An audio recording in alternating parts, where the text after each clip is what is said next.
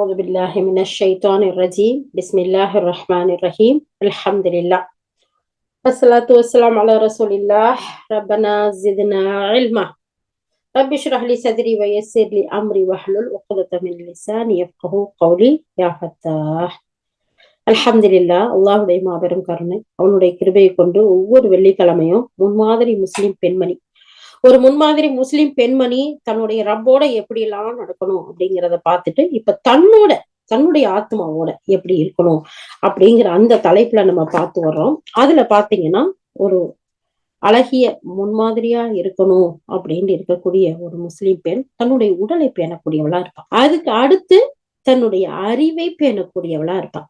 அந்த அறிவை பேண விஷயத்தை தான் இப்ப நம்ம ரெண்டாவதா பார்த்துட்டு வரோம். அந்த அறிவை பேணக்கூடிய விஷயத்துல ஒரு முஸ்லிம் பெண் எதையெல்லாம் ஆழமா கற்றுக்கொள்ளணும், எதெல்லாம் முக்கியமான கல்வியிலேயே சிறந்த கல்வி எந்த கல்வி, எதை முக்கியமா கத்துக்கணும் அப்படிங்கிற ஹெட்லைன்ல தான் இன்னைக்கு நம்ம பார்க்க இருக்கோம். முதலாவதா கற்றுக்கொள்ளக்கூடிய கல்வியிலேயே தலை சிறந்த அல்லாஹ் சுப்ஹானஹு வ தஆலா சொல்றான், உயிரிலும் மேலானது அந்த கல்வி எது தெரியுமா?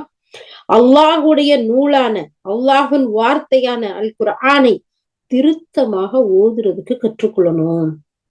அதற்கு பின்னாடி அதனுடைய விரிவுரைகளை கற்றுக்கொள்ளணும். இதுதான் கல்வியிலேயே மிகச்சிறந்த கல்வின்னு நமது கிதாபை எழுதக்கூடிய உஸ்தாத் நம்மளுடைய ஆசிரியர் அழகான முறையில நமக்கு இந்த இடத்துல எடுத்து சொல்றாங்க. அப்போ ஒரு முன்மாதிரியா இருக்கக்கூடிய ஒவ்வொரு முஸ்லிம் பெண்மணியும் முதலாவதாக கற்றுக்கொள்ளக்கூடிய அறிவு, சிறந்த அறிவு அல்லாஹுடைய வேதமாகிய அல் குர்ஆன். அதை முதல்ல ஓதுறதுக்கு கத்துக்கணும். அதுக்கு பின்னாடி அதனுடைய விரிவுரைகளை, அதனுடைய விளக்கங்களை, அவருடைய அர்த்தங்களை, அதனுடைய சட்டதிட்டங்களை கற்றுக்கொள்ளணும். இதுதான் முதன்மையான கல்வியா இருக்குது அப்படிங்கிறத பாக்குறோம். ஏன்னா அல்லாஹ் சுப்ஹானஹு வ தஆலா ஆண் பெண் இரு சாரருக்கும் கல்வி கற்றுக்கொள்வது அவசியமானதா இருக்கு. பொதுப்படையா அதுல மிகச்சிறந்த கல்வி அல்லாஹுடைய வேதத்தை கற்றுக்கொள்வது. அதற்கு அடுத்து பிறகு நபி ஸல்லல்லாஹு அலைஹி வஸல்லம் அவங்களுடைய பொன்மொழிகள், அவர்களுடைய வாழ்க்கை வழிகாட்டுதல், அல்லாஹுடைய தூதருடைய வாழ்க்கை வரலாறுகளை கற்றுக்கொள்றது அதுக்கு அடுத்து சிறந்தது. அதற்கு பிறகு நபி தோழர்கள், நபி தோழியர்கள், அவர்கள் அந்த காலத்தில் வாழ்ந்த பெண்கள், அவர்களுடைய வரலாற்றுகளை நம்ம கற்றுக்கொள்ளணும். அது வணக்க வழிபாடுகளை செய்யறதற்கும் கொடுக்கல் வாங்கல் செய்யறதுக்கும் தேவையான சட்ட மார்க்க நுணுக்கங்களையும் அதுக்கு பிறகு கற்று தெரிஞ்சுக்கிறணும். ஏன்னு சொன்னா நமக்கு முன்னோர்கள் அவ்வளவு அழகான வழிகாட்டுதலை கொடுத்திருக்கிறாங்க. அப்ப முதல்ல அல்லாஹ்வுடைய வேதத்தை கற்றுக்கொள்ளணும். இரண்டாவதா அல்லாஹ்வுடைய தூதருடைய பொன்மொழிகளையும் அவங்களுடைய வாழ்க்கை வரலாறையும் கற்றுக்கொள்ளணும். மூணாவதா நபி தோழர்கள் தோழியர்கள் அந்த காலத்தில் வாழ்ந்த பெண்கள் வரலாற்று நிகழ்வுகளை கற்றுக்கொள்ளணும். அதுக்கு அடுத்தபடியா வணக்க வழிபாடுகள் செய்வதற்கு எப்படியெல்லாம் நம்ம கற்றுக் கொடுக்கப்பட்டிருக்குங்கிற அந்த சட்டதிட்டங்களை கற்றுக்கொள்ளணும். அதுக்கடுத்து கொடுக்கல் வாங்கல், சீர்திருத்தமா வாழ்றது, அதுக்கடுத்து மார்க்க சட்ட நுணுக்கங்கள், ஃபிக்ஹ ஒவ்வொன்னையும் நம்ம கத்துக்கிறக்கூடிய ஒரு அழகான பெண்மணியா இருக்கணும். இது எந்த அளவுக்கு நமக்கு வாழ்க்கையில உறுதுணையா இருக்கும் தெரியுமா? இந்த நமக்கு எழுதிக்கிட்டு வரையிலேயே ஆசிரியர் நமக்கு அழகான முறையில உஸ்தாத் சொல்லி கொடுக்குறாங்க. வாழ்க்கையில தனக்கென உள்ள தனி துறையில ஒரு பெண் கவனம் செலுத்த வேண்டும். ஒவ்வொருத்தரும் ஒவ்வொரு வகையில திறமையானவர்களா இருப்பாங்க. அப்ப அந்தந்த துறையை தேர்ந்தெடுத்து படிக்கணும், அதுல சிறந்து விளங்கணும். அது தன்னுடைய வீடு, தன்னுடைய கணவன், தன்னுடைய குடும்பம், தன்னுடைய பிள்ளைகள், இவர்களை அழகான முறையில நிர்வகித்து கற்றுக்கொள்ள வேணும். அது கற்றுக் கொடுக்கக்கூடியதா இருக்கு அந்த கல்வி. சுப்ஹானல்லாஹ், அல்லாஹு அக்பர், அல்லாஹு அக்பர். ஒரு பெண்ணுக்கு முதன்மையானது எது? தன்னுடைய குடும்பம், தன்னுடைய கணவன், தன்னுடைய குடும்பத்து பிள்ளைகள். அப்ப இவர்களை அழகான முறையில நிர்வாகத்துக்கே கற்றுக்கொள்ளணும். ஏன்னு சொன்னா கணவனுக்கும் பிள்ளைகளுக்கும் மன நிம்மதியையும் மகிழ்ச்சியையும் வெற்றியையும் நற்பாக்கியத்தையும் தருவதற்காகத்தான் அல்லாஹ் சுப்ஹானஹு வ தஆலா படைத்துள்ள படைப்புதான் பெண் அப்படின்னு சொல்லிட்டு இந்த இடத்துல நமக்கு கோட் பண்ணி காட்டுறாங்க. சுப்ஹானல்லாஹ். அப்ப ஒரு பெண்கிறவ அவனுடைய குடும்பத்துல இருக்கக்கூடிய கணவனுக்கு பிள்ளைகளுக்கும் மன நிம்மதியை கொடுக்கணும். மகிழ்ச்சியை கொடுக்கணும், அவர்களுக்கு வெற்றியை தரக்கூடிய நல்ல பழக்க வழக்கங்களை கல்வியை கற்றுக் கொடுக்கணும், நற்பாக்கியத்தை தரக்கூடிய ஒரு அழகான ஒரு படைப்பா அல்லாஹ் பெண்களை படைச்சிருக்கிறான். அதனாலதான் தலைமுறைகளை நல்ல முறையில வளர்க்கிறது பெண்களுக்கு அல்லாஹ் அந்த பொறுப்பை கடமை ஆகியிருக்கான். வீரர்களை உருவாக்குறது, தலைவர்களை உருவாக்குறது, இது பாரியான பொறுப்புகளை இஸ்லாம் பெண்களுக்கு தான் கொடுத்திருக்கு. சுப்ஹானல்லாஹ், அல்லாஹு அக்பர். ஒவ்வொரு அறிஞர்களோடையும் ஒவ்வொரு தலைவர்களுக்கும் பின்னாடி எடுத்து பார்த்தா அவர்களுடைய வெற்றிக்கு காரணமாக பெண் தான் இருப்பா.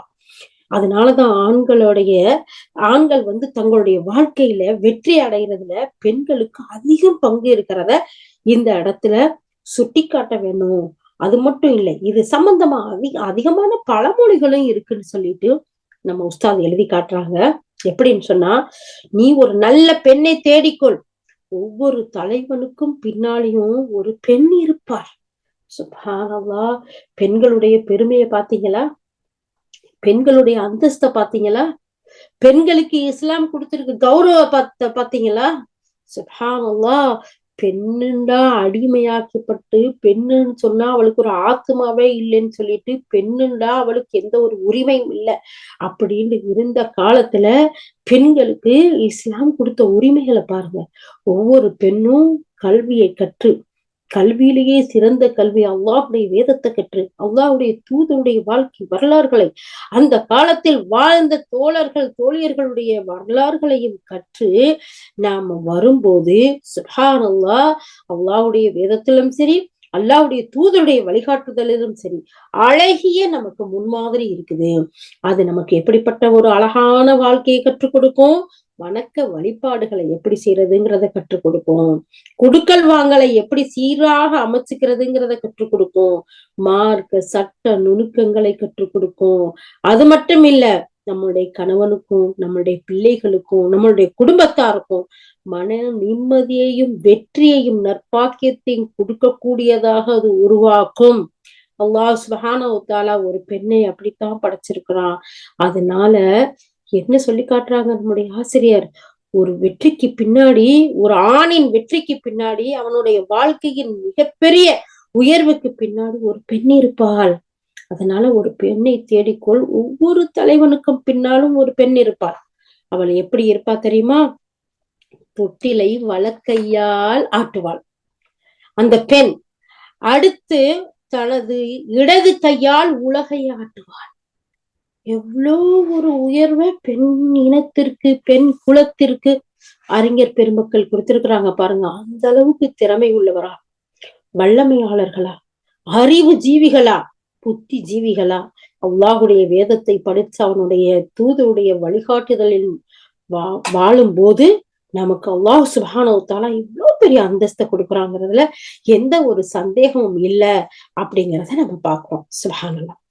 அடுத்து பாருங்க, ஒரு பெண் எப்படி திகழணும், எப்படி அவ உருவாகணும் அப்படின்னு சொல்லும் போது நம்முடைய ஆசிரியர் சொல்லி காட்டுறாங்க, அவ அறிவில் வளர்ச்சி பெற்றவளா இருக்கணும், சிந்தனையில் தெளிவடைந்தவளா இருக்கணும், எண்ணத்துல பரிசுத்தமானவளா இருக்கணும், குணத்துல உயர்ந்தவளா இருக்கணும், செயல்பாட்டுல விவேகமானவளா இருக்கணும்.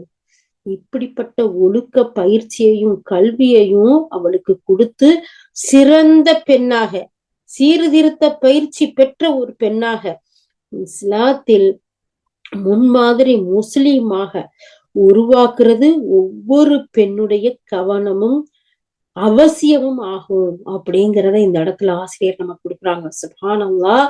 ஒரு பெண் எப்படி இருக்கணும்? சுப்ஹானல்லாஹ், அல்லாஹு அக்பர். அறிவுல வளர்ச்சி அடைந்து இருக்கணுமா, சிந்தனையில தெளிவா இருக்கணுமா, எண்ணத்துல பரிசுத்தமா இருக்கணுமா, 3 குணத்துல உயர்ந்தவளா இருக்கணுமா, செயல்பாட்டுல விவேகமா இருக்கணுமா, 5 விஷயம் நம்ம எல்லார்ட்ட இருக்குதா? கொஞ்ச நேரம் நம்ம டெஸ்ட் பண்ணி பார்ப்போமா? கண்டிப்பா இருக்கணும்.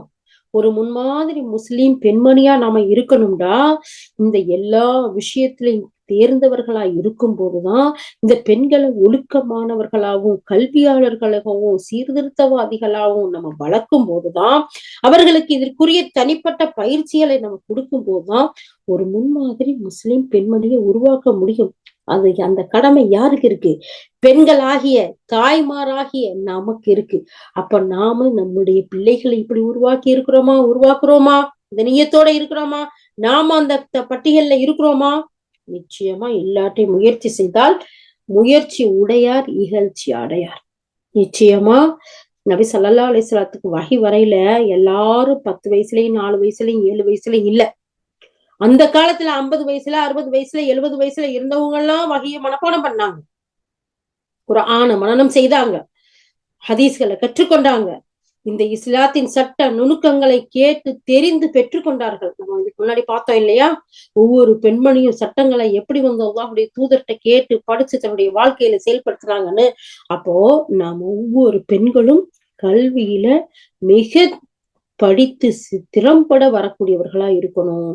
அப்படிப்பட்ட ஒரு சமுதாயத்தை நம்ம உருவாக்கணும். இதுவரைக்கும் இல்லாட்டியும் இனிமேலும் நம்ம நியத்து வைக்கணும். யா அல்லாஹ், இப்படிப்பட்ட 5 அம்சங்களையும் கொண்ட பெண்களை நாங்கள் இன்ஷா அல்லாஹ் உருவாக்குவோம்.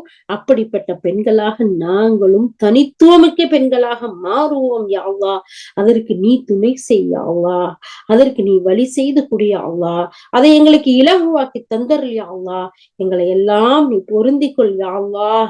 ஆமீன் யா ரப்பல் ஆலமீன். அல்லாஹ் இடத்துல நம்ம துஆ செய்யணுமா இல்லையா? அப்ப எல்லா விஷயத்திலையும் ஒரு ஆண மாதிரி ஒரு பெண் கல்வியில இருக்கணும்னு நினைக்கிறது அறிவான செயல் இல்ல. பெண்களுக்கு சில தனி துறைகள் உண்டு, தனித்தன்மைகள் உண்டு.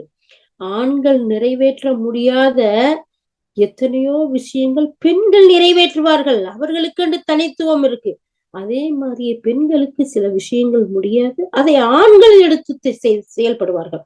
அப்போ அவரவருடைய இயற்கைக்கு ஏற்ற மாதிரி அவரவர்கள் அந்த கல்வியை கற்று, அல்லாஹ்வின் தூதர் ஸல்லல்லாஹு அலைஹி வஸல்லம் என்ன சொல்றாங்கன்னு சொன்னா, அவரவருக்கு தகுந்த அந்தந்த துறைகளை கற்று அவரவர் திறம்பட படைக்கப்பட்ட நோக்கத்தை அடைவதுதான் அவர்களுக்கு இலக்கு.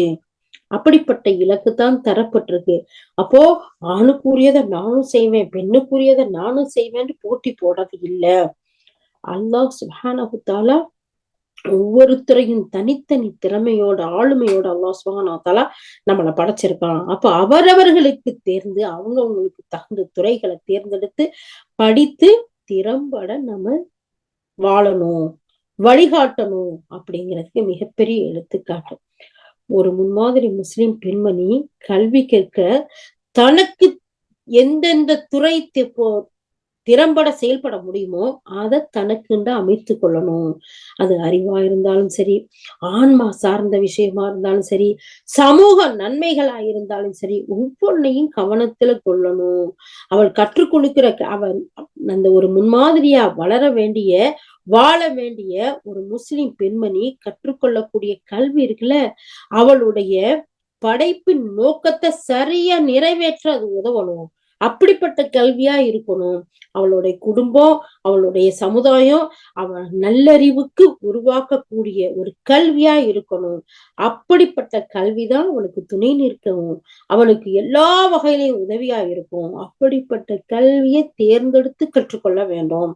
ஆண்களோட போட்டி போடுற வகையில எந்த ஒரு வேலையா இருந்தாலும் சரி, கல்வியா இருந்தாலும் சரி நிக்க கூடாது. ஏன்னு சொன்னா அல்லாஹ் சுப்ஹானஹு தஆலா ஆணுக்கும் பெண்ணுக்கும் அவரவருக்குரிய கடமைகளை பிரிச்சு கொடுக்கணும். ஆண்களுக்குரியது ஆண்கள் செய்யணும், பெண்களுக்குரியதை பெண்கள் செய்யணும். ஆனா சில இடங்கள்ல இதுல ஒன்னோடு ஒண்ணு கலந்து சமுதாயங்கள்ல பிரச்சனைகள் வர்றத பாக்குறோம். இவைகளை எல்லாம் களையணும். பெண் தனக்குன்னு எந்தெந்த கல்வியை தேர்ந்தெடுத்தாலும் அதை முறையா கற்கணும், திறம்பட கற்கணும். அதுல பாதியிலேயே விட்டுட்டு போக கூடாது. அதுல முழுமையா அடைவதற்கு முயற்சி செய்யணும். அல்லாஹ்வுடைய தூதர் ஸல்லல்லாஹு அலைஹி வஸல்லம் சொல்லி காட்டுறாங்க, உங்களில் ஒருவர் ஒரு செயலை செய்தால் அதை திறம்பட செய்ய வேண்டும் என்று அல்லாஹ் விரும்புகின்றான். அல்-பாஹிக்ல பதியப்பட்ட ஹதீஸ். பாத்தீங்களா?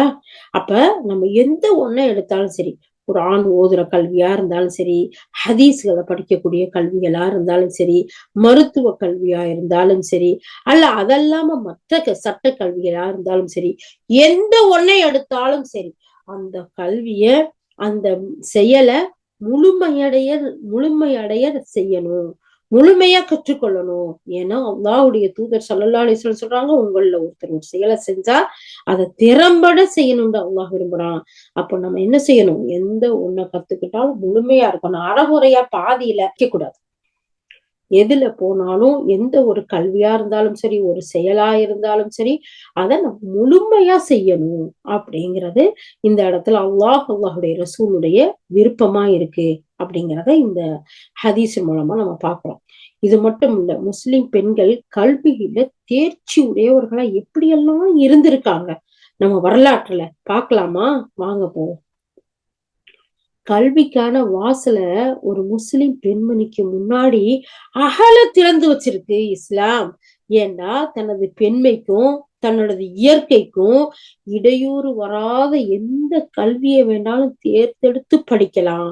அது மட்டும் இல்ல, கல்விங்கிற ஒரு ஆபரணத்தை நீங்கள் கற்று அதை உங்களுக்கு அழகாக அணிந்து கொள்ளுங்கள். ஏன்னா அந்த கல்வி அந்த பெண்ணுடைய அறிவுக்கு ஒளியையும் உணர்வுகளுக்கு கூர்மையையும் அதிகப்படுத்தக்கூடியதா இருக்கு. சுப்ஹானல்லாஹ், பெண்கள் ஆபரணத்தை அறிய விரும்பக்கூடியவர்களா இருப்போம் இல்லையா? அது நமக்கு விருப்பமான ஒன்றா அல்லாஹ் சுப்ஹானஹு வ தஆலா ஆக்கியிருக்கான். அந்த விருப்பமானதுலயே ஆபரணங்கள்ல சிறந்த ஆபரணம் எது? கல்வி. கல்வியை கற்று அதை உங்களுக்கு ஆபரணமா அழகு சேர்க்கக்கூடியதா நீங்க அணிந்து கொள்ளுங்கள். அது உங்களுக்கு எதையெல்லாம் தரும் தெரியுமா? அந்த கல்வி உங்களுக்கு அறிவுக்கு ஒளியை கொடுக்கும், உங்களுடைய உணர்வுகளுக்கு கூர்மையை கொடுக்கும். இதுக்கு முன்னாடி என்ன பார்த்தோம்? உங்களுடைய குடும்பத்தாருக்கும், உங்களுடைய குழந்தைகளுக்கும், உங்களுடைய கணவனுக்கும் மகிழ்ச்சி ஊட்டக்கூடியதா இருக்கும், அவர்களுக்கு வெற்றி அளிக்கக்கூடியதா இருக்கும். சுப்ஹானல்லாஹ். அப்ப கல்வியோட முக்கியத்துவத்தை, கல்வியோட அவசியத்தை, அதுவும் ஒரு பெண் கல்வியின் அவசியத்தை எவ்வளவு வலுவூட்டக்கூடிய ஆர்வமூட்டக்கூடிய ஒரு மார்க்கமா நம்முடைய மார்க்கம் இந்த இஸ்லாம் இருக்குங்கிறத பாக்குறோம். பாத்தீங்களா? சுப்ஹானல்லாஹ். இஸ்லாமிய பெண்கள் படிக்க மாட்டாங்க, முட்டாள்களா இருப்பாங்க, அறிவே இருக்காது, அடக்குமுறையில இருக்கிறாங்க, என்னென்ன சொல்றாங்க. அல்லாஹு அக்பர். அப்ப இந்த இஸ்லாம் சுப்ஹானல்லாஹ், ஆண் பெண் இருவருக்கும் கல்வியை கற்றுக்கொள்வது கட்டாய கடமைன்னு ஆக்கின மார்க்கம். சுப்ஹானல்லாஹ். இஸ்லாமிய வரலாற்றுல கல்வியில முன்னேறிய பல பெண் அறிஞர்களை பார்க்கலாம். அதில் முதன்மையானவர்கள் நம்முடைய அன்னை ஆயிஷா ரலியல்லாஹு அன்ஹா இருக்காங்க. பாத்தீங்களா? அவங்க இஸ்லாத்தில் முதல் பெண் அறிஞர் அப்படிங்கிற பட்டம் பெற்றவரா இருக்கிறாங்க. சுப்ஹானல்லாஹ். அப்படி அவங்க முதல் பெண் அறிஞரா இருக்கும்போது வயசு என்ன தெரியுமா? 57, 45, 64, 19 வயசு. சுப்ஹானல்லாஹ். அல்லாஹு அக்பர். எந்த அளவுக்கு ஆர்வமா அவங்க படிச்சிருப்பாங்க பாருங்க. அவங்களுடைய வயசு 19 தாண்டல. ஆனா நபிமொழியில மிக தேர்ச்சி பெற்றவர்களா இருந்தாங்க. சந்தேகங்களுக்கு விளக்கம் அளிக்கின்ற அளவுக்கு உயர்ந்து இருந்தாங்க. ஏன்னு சொன்னா, அன்றைய தினம் அல்லாஹ்வுடைய தூதருடைய மறைவுக்கு பின்னால் சஹாபாக்களுக்கு மார்க்கத்துல எப்படிப்பட்ட சந்தேகம் வந்தாலும் சரி, குர்ஆனுக்கு விளக்கங்கள் எதை கேட்கணும்னாலும் சரி, அன்னை ஆயிஷா ரலியல்லாஹு அன்ஹா அவங்கள்ட்ட தான் போய் கேட்பாங்க. சுப்ஹானல்லாஹ். இந்த இடத்துல இமாம் ஸுஹ்ரி ரஹ்மத்துல்லாஹ் சொல்றாங்க, நபி ஸல்லல்லாஹு அலைஹி வஸல்லம் அவங்களுடைய மற்ற மனைவியர் மற்ற பெண்கள் எல்லோருமே கல்வியில அன்னை ஆயிஷா ரலியல்லாஹுடைய கல்வியோட ஒப்பிட்டு பார்த்தா அன்னை ஆயிஷா ரலியல்லாஹுடைய கல்வியே மிக சிறப்பானதா இருக்கும். கல்வி அனைத்து பெண்களும் படிச்சிருந்தாங்க. அல்லாஹ்வுடைய தூதரோடு வாழ்ந்த அத்தனை மனைவிமார்களும் குர்ஆனை மனனமிட்டு படித்து இருந்தார்கள். இருந்தாலும் அன்னை ஆயிஷா ரலியல்லாஹு அவங்களுடைய கல்வியோட ஒப்பிட்டு பார்க்கும்போது அவங்கதான் மிகச் சிறந்து விளங்கக்கூடிய ஒரு பெண் மேதையாக, பெண் அறிஞராக இருந்தாங்க. பல பெரிய நபித்தோழர்களும் கூட குர்ஆன்லயும் மற்ற மார்க்க விஷயங்கள்லயும் தெளிவு பெறுறதுக்காக, கருத்தை கேட்பதற்காக அன்னை ஆயிஷா ரலியல்லாஹு அவங்கள்ட்டயே போய் கேட்டு சென்று விளக்கம் பெற்றுக்கொள்வார்கள். சுப்ஹானல்லாஹ். பாத்தீங்களா? சரி, பாப்போம். இப்படி மார்க்க விஷயத்துல, குர்ஆன மனனம் செய்யறதுல, ஹதீஸை மனனம் செய்யறதுல மட்டும்தான் அவங்க சிறந்து விளங்கினார்களா, அறிஞரா இருந்தார்களா, தலை சிறந்து வாழ்ந்தார்களா அப்படின்னு சொல்லி பார்த்தா அன்னை ஆயிஷா ரலியல்லாஹு வந்து இந்த மார்க்க கல்வியோட நின்றலையா, மாறா அந்த காலத்துல பிரசித்தி பெற்ற கல்விகள் இருக்குல்ல, அதுல ஒண்ணு மருத்துவம். சுப்ஹானல்லாஹ். டாக்டரேட், இன்னைக்கு டாக்டருக்கு படிக்கிறவங்க, எம்பிபிஎஸ் படிக்கிறவங்க எல்லாம் இஸ்லாத்தை படிக்க நேரமில்லைன்னு சொல்ற ஏராளமான வேற பாக்குறோம். ஆனா மார்க்க கல்வியில குர்ஆனுக்கு தஃசீர் சொல்றதுல, விளக்கம் சொல்றதுல, அல்லாஹ்வுடைய தூதருடைய ஹதீஸ்களை அறிவிக்கிறதுல, அதுக்கு விளக்கம் சொல்றதுல மட்டும் அவங்க சிறந்து அறிஞரா விளங்கல, மருத்துவ துறையில மிகப்பெரிய மேதையா. சரி, மருத்துவ துறையில மட்டுமா, வரலாறு ஹிஸ்டரி இருக்கு பாத்தீங்களா, அந்த காலத்துல இருக்கக்கூடிய ஹிஸ்டரி அதுலயும் முதன்மையானவர்களா. இலக்கியம் இருக்கு பாத்தீங்களா, இலக்கிய நடை, அந்த இலக்கியத்திலையும் தேர்ச்சி பெற்றவர்களா. அதுக்கடுத்து அந்த காலத்துல கவிதை, ஏராளமான கவிதையை இயற்றக்கூடிய கவிஞர்கள் இருந்தாங்க. அந்த அந்த கவிதை எழுதுறதுலயும் சிறந்து விளங்கக்கூடியவர்களா யார் இருந்திருக்கா, அன்னை ஆயிஷா ரலியல்லாஹு அன்ஹா இருந்திருக்கிறாங்க. பாத்தீங்களா, நம்மளுடைய ரோல் மாடல். நம்ம இவங்கள ரோல் மாடலா எடுத்திருக்கோமா, அவங்களுடைய ஹிஸ்டரிய படிச்சிருக்கோமா, அவங்களுடைய பிறப்பு வளர்ப்பு, அவங்களுடைய வாழ்நாள்ல என்னவெல்லாம் எப்படியெல்லாம் கத்துக்கிட்டாங்க, அல்லாஹ்வுடைய தூதரோடு எப்படியெல்லாம் அவங்க கல்வி பயின்றாங்க, அவங்களுடைய வாழ்க்கை வரலாறு எப்படி இருந்துச்சு. அல்ஹம்துலில்லாஹ், படிச்சு தெரிஞ்ச பெண்களும் இருக்கத்தான் செய்யறோம், இல்லைன்னு சொல்றதுக்கு இல்ல. கண்டிப்பா இந்த மாதிரியான ஹிஸ்டரிய வரலாறுகளை நம்ம படிக்கும் போதுதான் நம்மளுடைய அறிவுக்கு மிகப்பெரிய அழகான வழிகாட்டுதலா இருக்கு. அது மட்டும் இல்ல, நம்மளுடைய வாழ்க்கையின் வழிகாட்டுதலாவும் இருக்கு. அப்ப பாருங்க, அல்லாஹ்வுடைய தூதரோடு வாழ்ந்த, இத்தனைக்கும் ஆயிஷா ரலியல்லாஹு திருமணம் முடிக்கையில ஆஹ் அன்னை அன்னை வந்து 6 வயசா இருந்தாங்க. அல்லாஹ்வுடைய தூதர் 53 வருடமா வயசுதா இருந்தாங்கன்னு சொல்றாங்க. அப்ப பாருங்க, எப்படிப்பட்ட ஒரு கல்விய அவங்கள்ட்ட இருந்து அவங்க கத்துக்கிட்டாங்க பாருங்க, எப்படிப்பட்ட ஒரு வாழ்க்கைய அவங்க வாழ்ந்திருக்காங்க பாருங்க. சுப்ஹானல்லாஹ், அல்லாஹு அக்பர், அல்லாஹு அக்பர். அதே நேரத்துல இந்த இடத்துல சொல்லி காட்டுறாங்க, இவ்வளவு கல்வியிலையும் சிறந்து விளங்கிய அன்னை ஆயிஷா ரலியல்லாஹு அன்ஹா பத்தி சொல்லும் போது, உர்வா இப்னு ஜுபைர் ரஹ்மத்துல்லாஹ் சொல்றாங்க, மார்க்க ஞானம், மருத்துவம், கவிதை, இதுல எல்லாத்துலயும் ஆயிஷா ரலியல்லாஹு அவங்களை விட அதிகமா அறிந்தவரை நான் பார்த்ததே இல்லைன்னு சொல்றாங்க. அப்ப பாத்தீங்களா, அப்ப நாம முயற்சி செஞ்சா முடியாதது எதுவுமே கிடையாது, இல்லையா. அல்லாஹ் சுப்ஹானஹு வ தஆலா ஆயிஷா ரலியல்லாஹுக்கு இவ்வளவு சிறப்பையும் உயர்வையும், இவ்வளவு ஒரு அழகிய ஒரு கல்வியையும், இத்தனை துறையில சிறந்து விளங்கக்கூடிய ஒரு ஆற்றலையும் கொடுத்தவன் நமக்கு கொடுக்க மாட்டானா? நிச்சயமா முயற்சி செய்யும் போது கண்டிப்பா கொடுப்பான். சுப்ஹானல்லாஹ். அன்னை ஆயிஷா ரலியல்லாஹு வந்து ஒரு தடவை அவங்களுடைய தம்பி மகன் காசிம், அவங்களுடைய அண்ணனுடைய அவங்க சிற்றப்பா, அவங்களுடைய மகன் இப்னு அதீக் 2 பேர்ட்டையும் பேசிக்கிட்டு இருந்தாங்களாம். அப்படி பேசிக்கிட்டு இருக்கிறத கேட்டிருக்கிறாங்க. அப்படி பேசும்போது காசிம் வந்து இலக்கண பிழையா பேசுறாரு.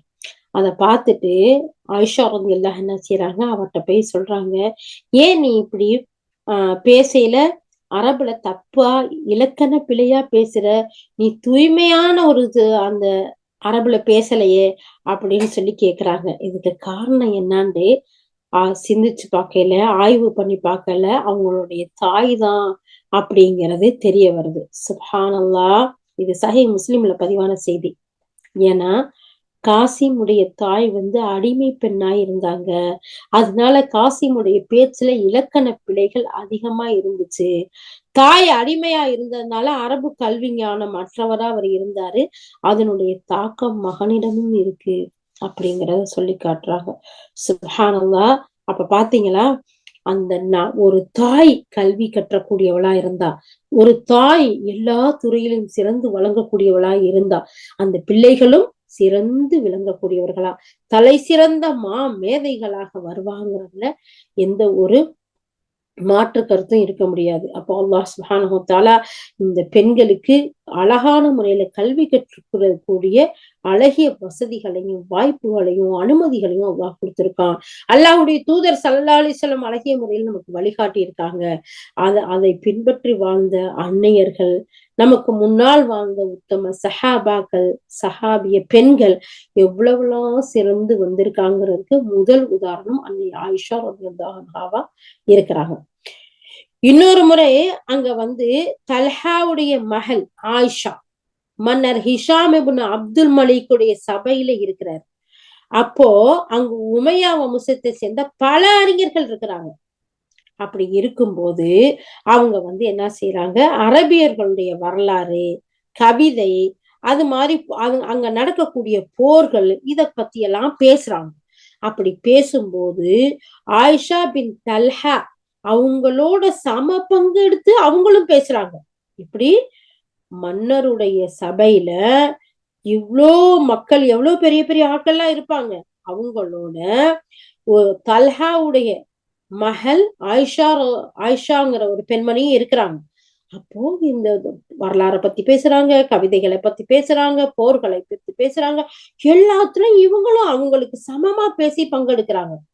இப்படி பேசிட்டு இருக்கும்போது உதிக்கும் நட்சத்திரத்தை பத்தியும் அதனுடைய பேர்களை பத்தியும் அதையெல்லாம் பத்தியும் இந்த பெண்மணி ஆயிஷாங்கிற அந்த பெண்மணி குறிப்பிட்டு பேசுறாங்க. இத கேட்டதுமே அந்த மன்னர் ஹிஷாமுக்கு அப்படியே ஆச்சரியமா வந்துருச்சு. இப்ப நீங்க முந்திய வரலாறுகளை பத்தி பேசுனீங்க, முந்திய விஷயங்களை பத்தி பேசுனீங்க, இப்ப போர்களை பத்தி பேசுனீங்க, அதெல்லாம் ஓகே, கல்வி கத்துக்கிட்டீங்க. ஆனா இந்த நட்சத்திரத்தை பத்தி நீங்க பேசுறீங்களே, அதை எப்படி நீங்க தெரிஞ்சுக்கிட்டீங்க, அதை யார்கிட்ட இருந்து படிச்சுக்கிட்டீங்க அப்படின்னு சொல்லிட்டு தல்ஹாவுடைய மகள் தல்ஹா ரலியல்லாஹு அன்ஹா இந்த இடத்துல சொல்லல, அதனால நானும் சும்மாவே சொல்றேன். தல்ஹாவுடைய மகள் ஆயிஷா அவங்க கிட்ட கேக்குறாரு மன்னர். அப்போ இந்த பெண் சொல்றாங்க, நான் என்னுடைய சிறிய தாய், என்னுடைய சிற்றன்னை அன்னை ஆயிஷா ரலியல்லாஹு அவங்ககிட்ட இருந்துதான் நான் கத்துக்கிட்டேன் அப்படின்னு சொல்றாங்க. சுப்ஹானல்லாஹ், அல்லாஹு அக்பர். நம்ம என்ன பார்த்தோம்? மருத்துவத்துல திறமை உள்ளவங்களா இருந்தாங்க, கவிதையில திறமை உள்ளவர்களா இருந்தாங்க, இலக்கியத்துல திறமை உள்ளவர்களா இருந்தாங்க, வரலாறுகளை படித்ததுல திறமை உள்ளவர்களா இருந்தாங்கன்னு பார்த்தோம் இல்லையா அன்னை ஆயிஷா ரலியல்லாஹு. இது மேல நட்சத்திரங்களை பத்தியும் வானவியல் பற்றியும் அதுலயும் சிறந்து விளங்கி இருக்கிறாங்கடா. சுப்ஹானல்லாஹ். குர்ஆனை மனனமிட்ட பெண், ஹதீசுகளை அதிகமாக அறிவித்த பெண், இந்த எல்லா சிறப்பும் அன்னை ஆயிஷா ரலியல்லாஹு இருக்குதுன்னா அந்த பரம்பரை தானே, அவங்க தானே நம்மளுடைய ரோல் மாடல், நம்மளுடைய ஹீரோ எல்லாமே. அப்ப நாம எப்படி இருக்கணும்? இன்ஷா அல்லாஹ் முயற்சி செய்வோம். அல்ஹம்துலில்லாஹ் இப்பயும் நிறைய பெண்கள் முயற்சி செய்யாமல் இல்லை. ஆனா அது எல்லாத்துக்கும் அல்லாஹ் சுப்ஹானஹு வ தஆலா பலனையும் அதுக்குரிய அழகிய ஒரு வழிகாட்டுதலையும் இலகுவையும் அல்லாஹ் கொடுக்கத்தான் செய்யறான். எத்தனையோ பெண்கள் குர்ஆன் ஓத தெரியாத பெண்கள் இன்னைக்கு ஓத கத்துக்கிட்டு அழகான முறையில காரி மாதிரி அவ்வளவு அழகா அறுத்தம் திருத்தமா தஜ்வீது பேணி ஓதுறாங்க. அதே நேரத்துல வேர்ட் பை வேர்ட் ஒவ்வொரு வார்த்தைக்கும் அர்த்தங்களை கற்று அதன் அழகான முறையில கற்றுக் கொடுக்கக்கூடிய உஸ்தாத்மார்களா மாறி இருக்கிறத பாக்குறோம். அல்ஹம்துலில்லாஹ். அப்ப நம்ம முயற்சி எடுத்தோம்னா அதுக்கு அழகான முறையில முன்னேற்றங்களையும் பார்க்கலாங்கிறது இது ஒரு மிகப்பெரிய எடுத்துக்காட்டு. அப்போ அந்த பெண் கிட்ட கேட்கும் போது, நீங்க யார்கிட்ட இருந்துமா கத்துக்கிட்டீங்க இந்த நட்சத்திர பத்திய கல்வி அறிவை அப்படின்னு கேட்கும்போது, என்னுடைய சிறிய அன்னை ஆயிஷா ரலியல்லாஹு அவங்கள்ட்ட தான் கத்துக்கிட்டேன். அப்ப பாத்தீங்களா, அன்னை ஆயிஷா ரலியல்லாஹு அவங்களுக்கு தெரியாத விஷயத்த ஏதாச்சும் ஒன்ன பாத்துட்டாங்கன்னா அதை தெரிஞ்சுக்கிறதுல மிகப்பெரிய ஆர்வமா இருப்பாங்களாம், மிகப்பெரிய துடிப்பா இருப்பாங்களாம். அதை அறியாத வரைக்கும் ஓயவே மாட்டாங்களாம். அதை பத்தி விசாரிப்பாங்களாம், அதை பத்தின அறிவை தேடுவாங்களாம். அதை முழுசா கத்துக்கிறாத வரைக்கும் அமைதி அடையவே மாட்டாங்களாம். எந்த அளவுக்குண்டா அல்லாஹ்வுடைய தூதர் ஸல்லல்லாஹு அலைஹி வஸல்லம் அவங்களுக்கு பக்கத்துல இருக்கையில அவங்களுக்கு வரக்கூடிய அந்த வகை ஞானம் எல்லாத்தையும் தன்னைக்கிட்ட அப்படி தேக்கி வச்சுக்கிற கூடிய ஒரு கல்வி பாத்திரமா விளங்குனாங்களாம். அல்லாஹு அக்பர், அல்லாஹு அக்பர். பாத்தீங்களா, இமாம் புகாரி ரஹ்மத்துல்லாஹ் சொல்றாங்க, கல்வி பற்றிய ஒரு பாடத்துல இமாம் புகாரி ரஹ்மத்துல்லாஹ் கல்வி அப்படின்ற ஒரு பாட தலைப்புல அபு முலைக்கா அவங்களுடைய அறிவிப்பின் வாயிலாக ஒரு செய்தியை எழுதுறாங்க. அல்லாஹ்வுடைய தூதர் ஸல்லல்லாஹு அலைஹி வஸல்லம் அவங்களுடைய மனைவி ஆயிஷா தான் அறியாத செய்தியை கேட்டா அது குறிச்சு தெளிவா தெரிஞ்சுக்கிற வரைக்கும் தீர விசாரிக்காம விடவே மாட்டாங்க. ஒரு விஷயத்த கேட்டா அதை கேட்டு அதை விளங்கி அதை புரிஞ்சு அதை அண்டர்ஸ்டாண்ட் பண்ணி அதை முழுசா தெரிஞ்சுக்காம விடவே மாட்டாங்கன்னு சொல்றாங்க. ஒரு தடவை அல்லாஹ்வுடைய தூதர் ஸல்லல்லாஹு அலைஹி வஸல்லம் சொல்றாங்க, யாருக்கிட்ட மறுமையில விசாரிக்கப்படுமோ அவர் வேதனைக்கு ஆளாவார் அப்படிங்கிற ஒரு வசனத்தை அல்லாஹ்வுடைய தூதர் சொல்றாங்க. உடனே அன்னை ஆயிஷா ரலியல்லாஹு கேக்குறாங்க, அல்லாஹ் சொல்றானே மிக இலகுவா விசாரிக்கப்படுவாரு அப்படின்னு சொல்லிட்டு சூரா இன்ஷிகாக்குல 84வது அத்தியாயம் 8வது ஒரு வசனத்துல அல்லாஹ் சொல்றானே, அப்ப அது என்ன யார சொல்லலாம்? நீங்க சொல்றீங்க மறுமையில யார்கிட்ட விசாரிக்கப்படுமோ அவர் வேதனைக்கு ஆளாவார்னு சொல்றீங்க. அல்லாஹால இந்த வசனத்துல சொல்லி காட்டுறான் யார்கிட்ட இலகுவா விசாரிக்கப்படுமோ அப்படின்னு சொல்லி அல்லாஹால சொல்றானே, அப்ப அது என்ன அப்படின்னு சொல்லி கேக்குறாங்க. அப்படி கேட்கும்போது அல்லாஹ்வுடைய தூதர் ஸல்லல்லாஹு அலைஹி வஸல்லம் சொல்றாங்க, அதாவது வெறும் எடுத்து காண்பிக்கிறதையும் மேலோட்டமா விசாரிக்கப்படுறதையும் பத்தி தான் அல்லாஹ் அந்த இடத்துல சொல்லி காட்டுறான். அதாவது ஒருத்தர் அல்லாஹ் சுப்ஹானஹு வ தஆலா கூப்பிடுவானா, தோள் மேல கைய போடுவானா, பக்கத்துல வச்சுக்கிடுவானா, இங்க வா, நீ இந்த அமல்லாம் செஞ்சேல, இந்த தப்பெல்லாம் செஞ்சேல, இங்க போனேல, இத பார்த்தேல, அங்க அப்படியே உட்கார்ந்துட்டேல, என்னன்னா செஞ்ச, இப்படி சொல்லையில அந்த மனுஷன் என்ன செய்வானா, போச்சுடா, அழிஞ்சோண்டா, அவ்வளவுதான்டா, ஒண்ணுமே இன்னைக்கு இல்ல அப்படின்னு நினைக்கும் போது அல்லாஹ் சுப்ஹானஹு வ தஆலா சொல்லுவானா, இங்க வா, நான் இதெல்லாம் மறைச்சிட்டேன், இதெல்லாம் நான் மன்னிச்சிட்டேன் அப்படின்னு சொன்னா எப்படி இருக்கும்? கொஞ்ச நேரம் கற்பனை பண்ணி பார்ப்போம் பாருங்களேன். அப்படியே அல்லாஹ் சுப்ஹானஹு வ தஆலா அவனை சொல்லி, போ, நீ சொர்க்கத்துக்கு போ அப்படின்னு சொன்னா எப்படி இருக்கும்? அல்லாஹு அக்பர், அல்லாஹு அக்பர். அதத்தான் அல்லாஹ்வுடைய தூதர் ஸல்லல்லாஹு அலைஹி வஸல்லம் சொல்றாங்க, சும்மா எடுத்துக்காட்டி மேலோட்டமா விசாரிக்கிறது. அதத்தான் அந்த இடத்துல அல்லாஹ் தஆலா சொல்லி காட்டுறான். ஆனா யாருகிட்ட துருவி துருவி விசாரிக்கிறானோ அப்ப அவன் அழிஞ்சிருவான் அப்படின்னு சொல்லி சொல்றாங்க. இது சஹீஹுல் புகாரில பதியப்பட்ட ஹதீஸா இருக்கு. அப்ப பாருங்க, ஆயிஷா ரலியல்லாஹு அன்ஹா அதுக்குரிய வசனத்துக்குரிய விளக்கம் என்ன, இதுக்குரிய விளக்கம் என்ன? அப்ப அதை கேட்கிற வரைக்கும் அவங்களுக்கு திருப்தி அடைய மாட்டேங்குது, நிம்மதி அடைய மாட்டேங்குது. சுப்ஹானல்லாஹ். அப்ப அந்த அளவுக்கு கல்வி ஞானத்தோட அன்னை ஆயிஷா ரலியல்லாஹு இருந்திருக்காங்க. அது மட்டும் இல்ல, நாவன்மை மிக்கவர்களா, சொல்நயம் பெற்றவர்களாவும் அவங்க பேசுனா மக்களுடைய செவிகளை அதாவது அப்படியே ஆட்கொண்டு அவங்களுடைய உள்ளமெல்லாம் அவர்கள் வசமாயிருமா. அந்த அளவுக்கு பேச்சு திறமை மிக்கவர்களா, சொல்நயம் பெற்றவர்களா இருந்திருக்காங்க அன்னை ஆயிஷா ரலியல்லாஹு. அப்போ அஹ்னப் இப்னு கைஸ் அவங்க சொல்றாங்க, நான் அபூபக்கர் ரலியல்லாஹு அன்ஹு, உமர் ரலியல்லாஹு அன்ஹு, உஸ்மான் ரலியல்லாஹு அன்ஹு, அலி ரலியல்லாஹு இவங்களோட பேச்சுக்களை எல்லாம் இவர்களுக்கு பின்னாடி வாழ்ந்த கலீஃபாக்களுடைய சொற்பொழிவுகளை எல்லாம் பேச்சுக்களை எல்லாம் நான் கேட்டிருக்கேன். ஆனா அன்னை ஆயிஷா அவர்களுடைய பேச்சை விட சிறந்ததை எந்த மனுஷர்கிட்டையும் கேட்டதே இல்லை. சுப்ஹானல்லாஹ். அந்த அளவுக்கு பேச்சு திறமை வாய்ந்தவர்களா, சொல்நயம் பெற்றவர்களா இருந்திருக்காங்க அன்னை ஆயிஷா ரலியல்லாஹு அன்ஹா. அல்லாஹு அக்பர், அல்லாஹு அக்பர். பாத்தீங்களா, அல்லாஹ் சுப்ஹானஹு வ தஆலா அந்த பெண்ணுக்கு எவ்வளவு பெரிய சிறப்பை கொடுத்திருக்காங்க, எவ்வளவு பெரிய கல்வி மேதையா அறிஞரா இருந்திருக்காங்க பாருங்க. மூசா இப்னு தல்ஹா ரலியல்லாஹு சொல்றாங்க, அன்னை ஆயிஷாவை விட நாவன்மை உடைய ஒருத்தரை நான் பார்த்ததே இல்ல. ஜாமிய திருமிதில பதியப்பட்டிருக்கு.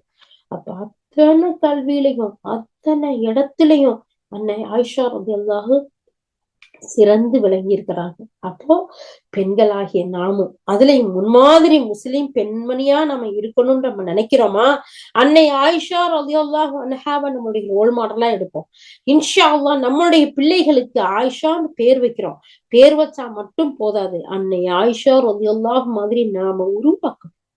கல்வி மேதையாக, மருத்துவத்துறையில், இலக்கிய துறையில், கவிதை நடைத்துறையில், வரலாறு துறையில், அஸ்ட்ராலஜியில் எத்தனை துறையில சிறந்த அறிஞரா விளங்கியிருக்காங்க. அல்லாஹ் அக்பர், அல்லாஹ் அக்பர். யா அல்லாஹ் அவர்களுக்கு நீ பரக்கத் செய்வாயாக. யா அல்லாஹ் அவர்களை நீ பொருந்திக் கொள்வாயாக. உயர்ந்த அந்தஸ்தை கொடுப்பாயாக. யா அல்லாஹ் அவர்களை பின்பற்றி அழகிய வழிகாட்டுதலை எடுத்துக்கொண்டு வாழக்கூடிய பெண்களாக எங்களை ஆக்கி வைப்பாயாக.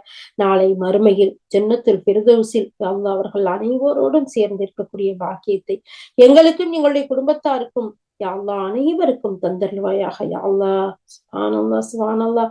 ஒரு பெண், அல்லாஹ் சுப்ஹானஹு வ தஆலா பெண்களுக்கு கல்வி அவசியம், ஆணுக்கு மாதிரி பெண்களுக்கும் கல்வி அவசியங்கிறதுல அல்லாஹும் அல்லாஹ்வுடைய ரசூலும் எவ்வளவு ஒரு அழகிய வழிகாட்டுதலை கொடுத்திருக்காங்க.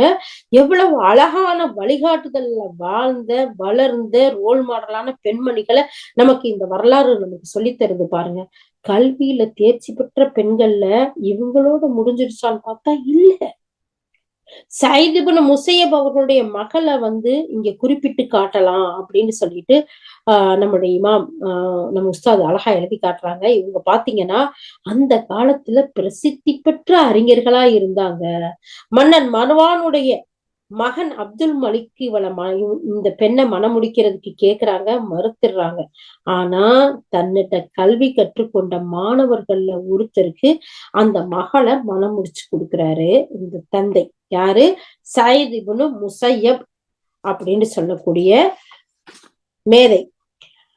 சுப்ஹானல்லாஹ். அவர் மன்னருடைய மகன் பெண் கேட்டு கூட கொடுக்க மறுத்துட்டு தன்ட கல்வி கற்றுக்கொண்ட. அப்ப கல்விமான்கள் எல்லாவற்றைகளை விட ஆட்சியாளர்களை விட சிறந்தவர்களா இருக்கிறாங்க. அந்த ஆட்சியாளர்களும் கல்வி கற்றவர்களா இருந்தா எவ்வளவு சிறப்பானதா இருக்கும். அப்போ அப்துல்லாங்கிற தன்னிடம் படித்த ஒரு மாணவருக்கு கற்றுக் கொடுக்க திருமணம் முடிச்சு கொடுக்குறாங்க. அப்போ அந்த திருமணத்துக்கு பின்னாடி அடுத்து தன்னுடைய மனைவிய அவரு மிகப்பெரிய அறிஞரா பாக்குறாரு. யாரு? அப்துல்லா. யாரு? சயீத் இப்னு முஸையப் அவங்களுடைய மகள். அப்போ மறுநாள் இவர் என்ன செய்யறாரு? எழுந்திருச்சு வெளியே கிளம்புறாரு. அப்போ இந்த மனைவி இருக்கிறாங்கல்ல, இவங்க அறிஞரா மட்டும் இல்லையா, அழகுலையும் சிறந்த ஒரு பெண்மணியா இருந்தாங்களாம். அது மட்டும் இல்ல, நபிமொழி கல்விய அறிந்த மிகப்பெரிய மேதையா இருந்தாங்களாம். மறுநாள் என்ன செஞ்சாங்களாம், தன்னுடைய கணவன் எந்திரிச்சு காலையில வெளியில போக கிளம்புறாரு. அப்போ அந்த பெண் கேக்குறாங்க, எங்க வெளியே கிளம்புறீங்க அப்படின்னு சொல்லி கேட்கும் போது, உன்னுடைய தந்தை சயீத் இப்னு முஸையபுடைய சபைக்கு போறேன், அங்க போய் கல்வியை கத்துக்கிட்டு இருந்தேன், அதை தொடர்ந்து கத்துக்க போறேன் அப்படின்னு சொல்லிட்டு. அதுக்கு அந்த பெண்மணி சொன்னாங்களா, நீங்க இனிமேல் அங்க போய் கத்துக்க வேணாம், உட்காருங்க, என்னுடைய தந்தைகிட்ட படிச்ச அத்தனை கல்வி என்கிட்ட இருக்கு, நான் உங்களுக்கு கற்றுத்தர்றேன்னு ஒரே ஒரு மாசம் தன்னுடைய கற்ற அத்தனை கல்வியையும் தன்னுடைய கணவனுக்கு கற்றுக் கொடுத்தாங்களாம். அவங்களுடைய தந்தையிட்ட இருந்து படிக்க வேண்டிய அத்தனை கல்வியையும் தன்னுடைய மனைவிட்ட இருந்து அந்த அப்துல்லாஹ் கற்றுக்கொண்டார்களாம். சுப்ஹானல்லாஹ். நம்மளுடைய கிதாபை எழுதக்கூடிய உஸ்தாத் நமக்கு எழுதி காட்டுறாங்க, இப்படி எத்தனை ஆண்கள் தன்னுடைய மனைவி கிட்ட குரானையாச்சும் ஓதுறத கத்துக்கிட்டாங்க. ஒவ்வொரு பெண்களுக்கும் தன்னுடைய கணவர் கற்றுக்கொண்ட கல்விகளை, அதுல மார்க்க கல்விகளை கற்றுக் கொடுக்கக்கூடியவர்களா இருக்கணும். தன்னுடைய மனைவி நாம கற்றுக்கொண்ட மார்க்க கல்விய, மற்ற கல்வியா இருந்தாலும் சரி, தன்னுடைய குடும்பத்தாருக்கு கற்றுக் கொடுக்கக்கூடிய மிகப்பெரிய ரோல் மாடலை நம்ம பாக்குறோம் இல்லையா? சுப்ஹானல்லாஹ், அல்லாஹு அக்பர், அல்லாஹு அக்பர். இந்த இடத்துல சயீத் இப்னு முஸையபுடைய மகள் அழகான முறையில தன்னுடைய கணவனுக்கு தான் கற்ற கல்வியை ஒரே மாதத்துல அழகா கற்றுக் கொடுக்குறார். இதெல்லாம் நம்ம போய் அழகா சொல்லி கொடுக்கணும். நம்ம சும்மா சண்டை பிடிச்சுக்கிட்டு எதை பார்த்தாலும் பேசிக்கிட்டு அப்படி நிக்க கூடாது இல்லையா? சுப்ஹானல்லாஹ். அல்லாஹ்வுடைய மார்க்கத்தை கற்றுக் கொடுக்கறதுல எவ்வளவு தேர்ச்சி பெற்றவர்களா பெண்கள் இருந்திருக்கிறாங்க பாருங்க. இதுக்கு அடுத்து இன்னும் ஒரு பெண்மணியை சொல்றாங்க, ஃபாத்திமா பின்த் அலாவுதீன் சமர்கந்தி. இவரும் கல்வியில மிகப்பெரிய தேர்ச்சி பெற்ற ஒரு பெண் அறிஞரா இருந்தாரு. இவருடைய தந்தை துஹ்பத்துல் புகஹா அப்படிங்கிற ஒரு நூலை எழுதியிருக்கிறாரு. இவர் 539 மூத்தா போயிட்டாரு. இவருடைய மகள் ஃபாத்திமா இருக்கிறாங்கல்ல, கல்வியில மிகப்பெரிய தேர்ச்சி பெற்ற ஒரு அறிஞரா இருந்தா, மார்க்க சட்ட நிபுணரா விளங்கலாம். இவருடைய தந்தையோட சேர்ந்துதான், இவ தந்தை கிட்டதான் இவ எல்லா கல்வியும் கத்துக்கிட்டான். இவ எழுதின துஹ்ஃபா அப்படிங்கிற அந்த நூலையும் மனனம் செஞ்சுட்டாளாம். சுப்ஹானல்லாஹ். என்னமோ தெரியலம்மா, சின்ன சூறா ஒன்னையாச்சும் பாடமாக்கிடலாம்னு நினைக்கிறேன். பதியவே மாட்டேங்குது, வரவே மாட்டேங்குது. வயசாயிருச்சோ? இல்ல, நம்மளுடைய பலகீனம். ஷைத்தான் அதையும் இதையும் சாக்கு போக்கு சொல்றான். அதை தவிர வேற எதுவுமே இல்லை. சுப்ஹானல்லாஹ்.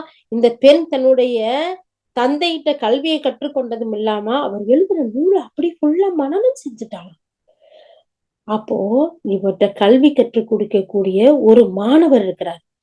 அந்த மாணவர் என்ன செய்யறாரு, அலாவுதீன் கசானி. இவர் இந்த மாணவர் இந்த ஆசிரியர் எழுதினார்ல இந்த நூல், அது துஹபத்துல் புகஹா.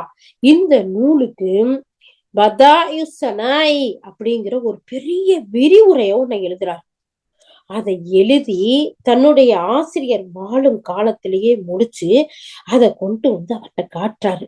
இங்க பாருங்க, நீங்க எழுதின இந்த கிதாபுக்கு, இந்த புத்தகத்துக்கு விரிவுரையா நான் இதை எழுதியிருக்கேன் அப்படின்னு சொல்லிட்டு அத படிச்சு பார்த்ததும் அந்த சுப்ஹானல்லாஹ் அலாவுதீன் சமர்கந்திங்கிறவருக்கு ரொம்ப பெரிய ஆச்சரியமா போயிருது. சுப்ஹானல்லாஹ், இப்படி ஒரு விரிவுரையா அப்படின்னு சொல்லிட்டு எத்தனையோ நாட்டு அரசர்கள் தன்னுடைய மகளை பெண் கேட்டும் கொடுக்காம வச்சிருந்த அந்த மனிதர் இந்த மாணவருக்கு அந்த பிள்ளைய திருமணம் முடிச்சு கொடுக்குறாரு. திருமணம் முடிச்சு கொடுத்தது மட்டும் இல்ல, அவர் எழுதின விரிவுரை இருக்குல்ல, அதையே மகரா வாங்கிட்டார்.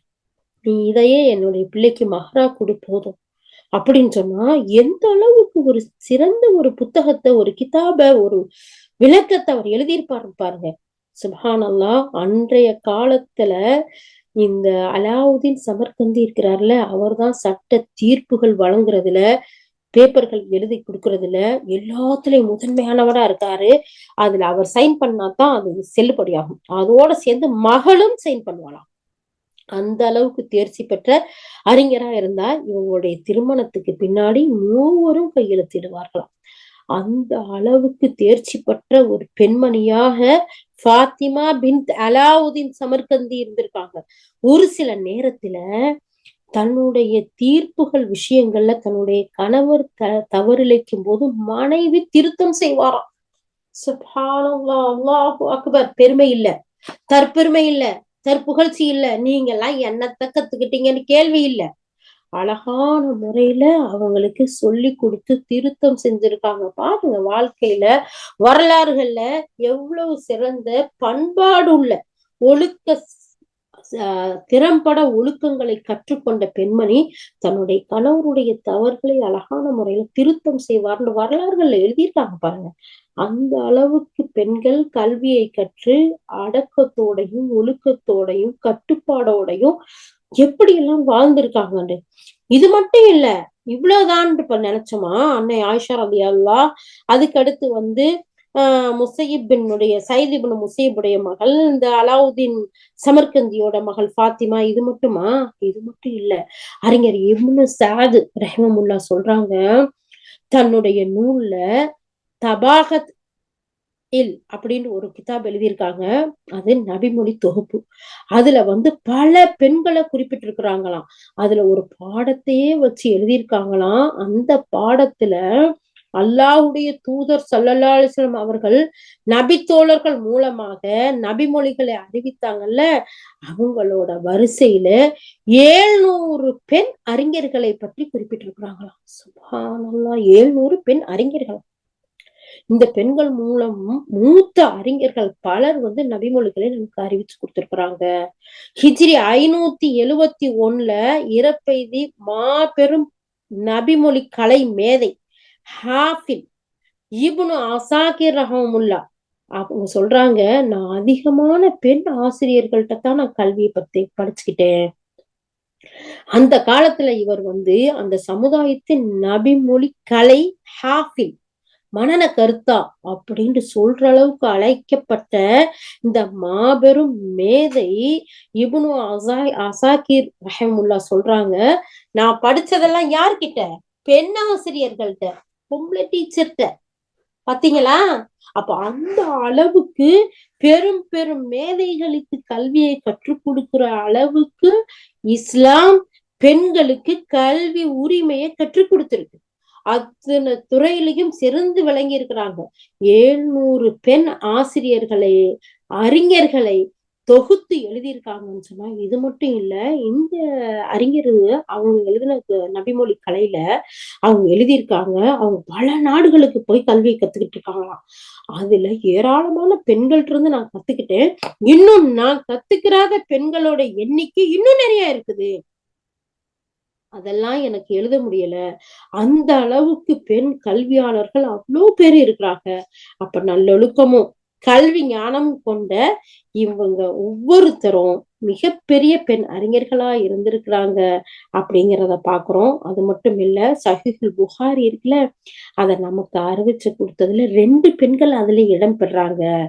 அந்த அறிஞர்கள் அத எழுதும் போது அவர்களுடைய பெயர்கள்ல அறிஞர் இப்னு ஹஜர் தனது நூல் ஃபத்ஹுல் பாரியில அதோடைய முன்னுரையில எழுதுறாங்க, ஒருத்தர் முஹம்மது இப்னு உமருடைய மகள் வசீரா, 2வது அஹமது என்பவருடைய மகள் கரீமா. சுப்ஹானல்லாஹ், புகாரியை நமக்கு அறிவித்து தந்ததுல 2 பெண்களுக்கு பங்கு இருக்கு. அதுல ஒருத்தர் முஹம்மது இப்னு உமருடைய மகள் வசீரா, 2வது இருக்கிறவரு அஹமது என்பவருடைய மகள் கரீமா. பாத்தீங்களா, புகாரி கிதாபுல அறிவிச்சு கொடுத்ததுலயும் 2 பெண்களுக்கு பங்கு. அப்ப நாம சும்மா அடுப்படியில நின்று கிச்சன்ல மட்டும் இருந்து சும்மா ஆக்கி பொங்கி கழுவி தொடச்சு ஏதோ துணியா மடைச்சு இது மட்டும் போதுமா? இல்ல இல்லையா? பாத்தீங்களா, புகாரில முஸ்லிம்ல ஒவ்வொரு துறையிலையும் எப்படியெல்லாம் பெண்கள் கல்வியை கற்று உயர்ந்து சிறந்து விளங்கி மிகப்பெரிய மார்க்க மேதைகளை அறிஞர்களை உருவாக்கி இருக்கிறாங்க, படிச்சு கொடுத்திருக்காங்க இல்லையா? அப்போ எங்க இஸ்லாம் பெண்களை அடிமைப்படுத்துச்சு, எங்களுக்கு உரிமை இல்லாம வச்சிருக்கு? பாருங்களேன் வரலாற்றுகளை. இதெல்லாம் எடுத்து பார்க்கையில நமக்கு எவ்வளவு ஆசையா இருக்கு, எவ்வளவு ஆச்சரியமா இருக்கு. நம்மெல்லாம் எங்க இருக்கிறோம்? இன்னும் நம்ம படிக்க வேண்டியது இருக்கு, தெரிஞ்சுக்க வேண்டியது இருக்கு, வரலாறு இருக்கு. ஏன் குர்ஆனையும் இன்னும் முழுசா நம்ம படிச்சு முடிக்கலையே? குர்ஆன்ல கத்துக்க வேண்டியது இன்னும் எவ்வளவோ இருக்கு. நபி ஸல்லல்லாஹு அலைஹி வஸல்லம் அவங்களுடைய வாழ்க்கை வரலாறுல எவ்வளவு இருக்கு. சுப்ஹானல்லாஹ், சுப்ஹானல்லாஹ். அப்போ இந்த பெண்ணுக்கு பெருமை சேர்க்கின்ற இன்னொரு செய்தியும் இருக்கு அப்படின்னு சொல்றாங்க. என்ன? நபிமொழி அறிவிப்புல பெரும்பாலான ஆண்களை விட பெண்கள் தூய்மையானவர்களா, சந்தேகங்களுக்கு அப்பாற்பட்டவர்களா இருந்திருக்காங்க. இதற்கு சான்றா அறிஞர் தஹபி ரஹமுல்லா சொல்றாங்க, தனது மீசானுல் இஅ்திதால் அப்படிங்கிற நபிமொழி அறிவிப்பாளர்கள் பற்றிய அந்த சர்ச்சை வரக்கூடிய அந்த தொகுப்பை துவக்கும் போது அதில் 4000 சந்தேகத்திற்கு இடமான ஆண் அறிவிப்பாளர்கள் பெயர்களை குறிப்பிட்டு காட்டுறாங்க அதுல. பிறகு தொடர்ந்து அவங்க எழுதுறாங்க, பெண்களில் சந்தேகத்திற்கு இடமான, அதாவது பெண்கள்ல சந்தேகத்திற்கு இடமானவரையோ ஏற்றுக்கொள்ளப்படாதவரையோ நான் அறியவே இல்லைங்கிறாங்க. சுப்ஹானல்லாஹ். நபிமொழிகளை அறிவிச்சு அந்த தொகுப்புகளை தேர்ந்தெடுத்து எழுதக்கூடிய அறிஞர் தஹபி ரஹமுல்லா சொல்றாங்க அவங்களுடைய கிதாப்ல, இந்த இந்த ஆண்கள்லாம் அறிவிச்சாங்க, அவங்கள 4000 பேர் சந்தேகத்துக்கிடமானவங்க, அறிவிப்பாளர் வரிசையில விடுபட்டு போனவங்க, பல விஷயங்கள் அவங்கள்ட்ட குறைபாடு இருக்கு. ஆனா பெண்களும் அந்த ஹதீஸ்களை அறிவிச்சாங்க. அதுல ஒருத்தர் கூட சந்தேகத்துக்கு இடமானவங்க இல்ல, ஏற்றுக்கொள்ளப்படாதவர் இல்ல, நான் அப்படி ஒருத்தரை கூட பார்க்கல. சுப்ஹானல்லாஹ், அல்லாஹு அக்பர், அல்லாஹு அக்பர். அப்ப பெண்கள் எவ்வளவு உண்மையானவர்களா, ஒழுக்க சீலர்களா, மார்க்க மேதைகளா, எப்படி எல்லாம் இருந்திருக்காங்க பாத்தீங்களா? அப்ப தற்காலத்துல முஸ்லிம் பெண்மணி தன்னை போன்ற ஒரு முன்மாதிரி முஸ்லிம் பெண்ணா, வரலாறு படைக்கக்கூடிய ஒரு பெண்ணா இருக்கணும்னா கல்வியில சிறந்து விளங்கணும், கல்வியின் தாகத்தை அதிகமா பருகணும். கல்வியினால்தான் இந்த பெண்களோட பெயர்கள்லாம் வரலாற்றில் நிலை பெற்றதுங்கிறத புரிஞ்சு அந்த பெண்களை எல்லாம் நமக்கு ரோல் மாடலா எடுத்து நாம கல்வியில முன்னேறக்கூடிய, கல்வி அறிவை பெருக்கிக் கொள்ளக்கூடிய, அந்த கல்வி அறிவின் மூலம் நம்ம நம்முடைய தொலைநோக்கு தூரநோக்கு சிந்தனையோடு கற்றுக்கொண்டு ஆளுமை திறன்மிக்கவர்களாக நாம் உருவாவதோட ஆளுமை திறமிக்க சந்ததிகளை உருவாக்கக்கூடியவர்களாக நாளைய தலைவர்களை உருவாக்கக்கூடிய மிகப்பெரிய பொறுப்பு இந்த பெண்கள்கிட்ட தாய்மார்களாகிய நம்ம கிட்ட இருக்கு. அப்படிப்பட்ட நன்மக்களாக நாம சிறந்து விளங்கணும்னு சொன்னா இன்ஷா அல்லாஹ் முதலில் அவங்க சிறந்த கல்வியான குர்ஆனை கற்றுக்கொள்வது, அதனுடைய விளக்கங்களை கற்றுக்கொள்வது, அல்லாஹுடைய தூதருடைய வாழ்க்கை வரலாறு பொன்மொழிகளை கற்றுக்கொள்வது, அதுக்கு அடுத்து அது தொடர்பான சட்ட நுணுக்கங்களை ஃபிக்ஹுகளை மற்ற துறை சார்ந்த கல்வியை நமக்கு தோதுவான நமக்கு வாழ்க்கைக்கு தேவையான கல்விகளை கற்றுக்கொண்டு நாமும் பயன்பெறுவதோடு நம்மளுடைய குடும்பத்தாரைகளையும் நம்மளுடைய சந்ததிகளையும் முன்னேற்ற பாதையில் கொண்டு வருவதற்கு வெற்றி கொடியை தட்டி கொடுப்பதற்கு நமக்கு மிக சிறந்ததாக இருப்பது கல்விங்கிறத நம்ம இன்றைய தலைப்புல நம்ம பார்த்திருக்கோம். இன்ஷா அல்லாஹ் நமக்கு ஒண்ணும் வயசு போயிடல, நமக்கு முன்னும் ஒண்ணும் ஏன்னா இப்ப உடனே சீட்டை கிழிச்சா கொடுத்துட்டாங்க, இந்தாங்க போங்க கபர்ல படுங்கன்னு இல்லையா. அடுத்த நிமிஷமா இருந்தாலும் அல்லாஹ்வுடைய தூதர் ஸல்லல்லாஹு அலைஹி வஸல்லம் சொல்லியிருக்காங்க, மறுமை வருவதற்குரிய அடையாளம் வந்துவிட்டாலும் உன் கையில இருக்கக்கூடிய மரத்தை நாட்டி விட்டு மரணம் அந்த மறுமைக்கு போவோம். அப்போ நம்மளுடைய இருக்கக்கூடிய எந்த ஒரு நேரத்தையும் வீணாக்காம அல்லாஹுடைய வேதத்தை கற்றுக்கொள்றதுலையும் அல்லாஹுடைய தூதருடைய பொன்மொழிகளை கற்றுக்கொள்வதிலையும் மார்க்க அறிவுகளையும் உலக அறிவுகளையும் வளர்த்து கொண்டு பிற மக்களுக்கு பயனுள்ளவர்களாக நாம இருக்கணுங்கிறதுல இது மிகப்பெரிய ஒரு நூல்மாலான ஒரு விஷயங்களை எல்லாம் நம்ம பார்த்திருக்கோம். யா அல்லாஹ் அப்படிப்பட்ட முன்மாதிரியான முஸ்லிம் பெண்மணியர்களாக எங்கள் அனைவரையும் ஆக்கி அருள் புரிவாயாக. யா அல்லாஹ் எங்கள் மூலம் அழகிய குடும்பத்தை உருவாக்கக்கூடிய ஒரு பாக்கியத்தை தந்திருவாயாக. யா அல்லாஹ் எங்களுடைய சந்ததிகள் எல்லாம் நாளைய தலைவர்களாக ஆக்கி யா அல்லாஹ் எங்களுடைய பாவங்களை மன்னித்தருள். யா அல்லாஹ் எங்களுக்கு இஹ்லாஸான தூய்மையான உள்ளத்தோடு நாங்கள் ஒவ்வொரு நேரமும் மார்க்க கல்விகளையும் மற்ற கல்விகளையும் கற்றுக்கொள்வதற்கு நீ எங்களுக்கு ஈஸியாக்கி தந்தருள். யா அல்லாஹ் இலகுவாக்கி தந்தருள். யா அல்லாஹ் யா அல்லாஹ் எங்கள் அனைவரையும் பொருந்திக்கொள். யா அல்லாஹ் எங்களை முன்மாதிரி முஸ்லிம் பெண்மணியாக சிறந்து விளங்குறதற்கு எங்களுக்கு தௌஃபீக் செய்வாயாக. யா அல்லாஹ் வாஹிர் தாவானா அல்ஹம்துலில்லாஹி ரப்பில் ஆலமீன். சுப்ஹானல்லாஹி வபிஹம்திஹி سبحانك اللهم وبحمدك نشهد أن لا إله إلا أنت نستغفرك ونتوب إليك. سبحان ربك رب العزة عما يصفون والسلام على المرسلين والحمد لله رب العالمين. السلام عليكم ورحمة الله وبركاته.